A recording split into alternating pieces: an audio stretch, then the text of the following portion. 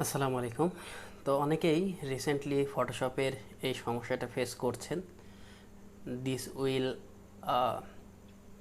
This app will disable in 3 days বা 5 days, অথবা this unlicensed app will disable on switch genuine Adobe apps with special discount today.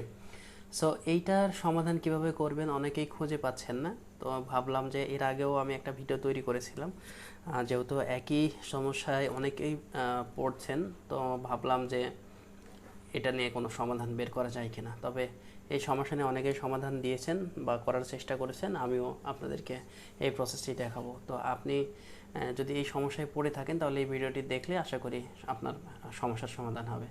So আপনি দেখুন যে এই অ্যাপটি আর কিন্তু ক্লোজ করতে পারছেন না। হ্যাঁ, এটা যখন আসবে তখন অ্যাপ ক্লোজও করতে পারবেন না, মানে ফটোশপটা ক্লোজও করতে পারবেন না বা কোনো কিছুই করতে পারবেন না। অথবা লার্ন মোর, শপ অফার, এইগুলোতে ক্লিক দিতে হবে। তো এইটা আপনি ফোর্সফুলি যেটা করবেন সেটা হলো টাস্ক ম্যানেজার ওপেন করবেন। এই যে দেখেন টাস্ক বারে রাইট বাটনে ক্লিক করে টাস্ক ম্যানেজার আর কি ওপেন করবেন।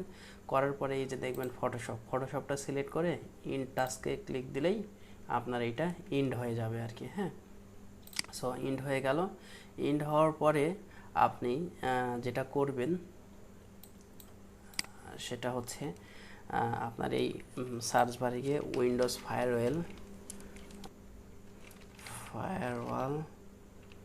এই যে ফায়ারওয়াল, উইন্ডোজ ডিফেন্ডার ফায়ারওয়াল, এটা উইথ অ্যাডভান্স যে অপশানটি রয়েছে এইটাতে ক্লিক দিবেন। ক্লিক দেওয়ার পরে আপনাকে আসতে হবে এই যে আউটবাউন্ড রুলস।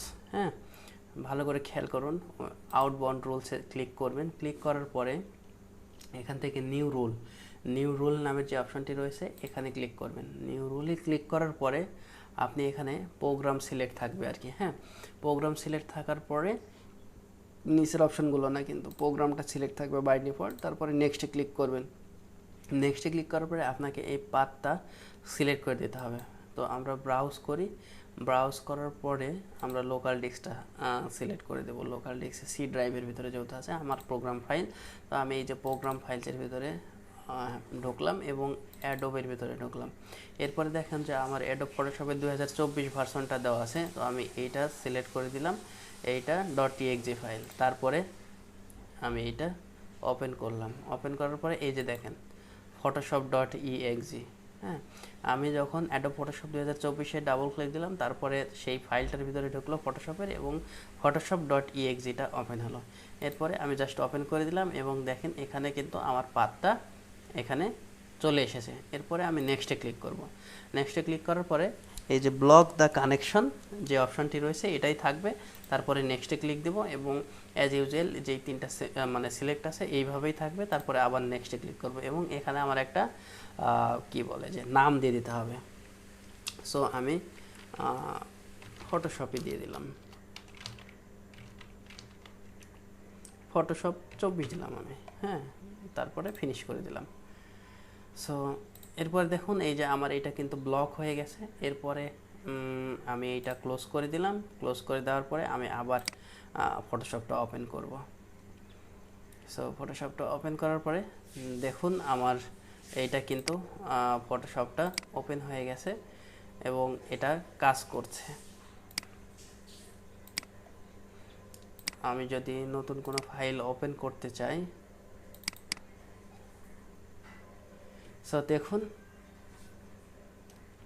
হ্যাঁ, এই যে আমার এটা কিন্তু কাজ করছে, সুন্দরভাবে কাজ করছে। তো আপনারা চাইলে কিন্তু এভাবেই আপনাদের সমস্যার সমাধানটা করে ফেলতে পারেন মাত্র কয়েক মিনিটের ভেতরে। তো অনেকেই এটা নিয়ে সমস্যা ফেস করছেন, অনেকেই বলছেন কীভাবে সমাধান করব, সমাধান পাচ্ছেন না। তো এটাই হলো আপনাদের সমাধান। সো এখনই যদি আপনার সামনে এই ভিডিওটি পড়ে থাকে, আপনার যদি দেখে থাকেন তাহলে ভিডিওটি দেখুন এবং নিজেই নিজের সমস্যার সমাধান করে ফেলুন। আর এই ধরনের নতুন নতুন ভিডিও পেতে আমাদের এই চ্যানেলের সাথেই থাকুন। ধন্যবাদ, সুস্থ থাকবেন, সুন্দর থাকবেন। আসসালামু আলাইকুম।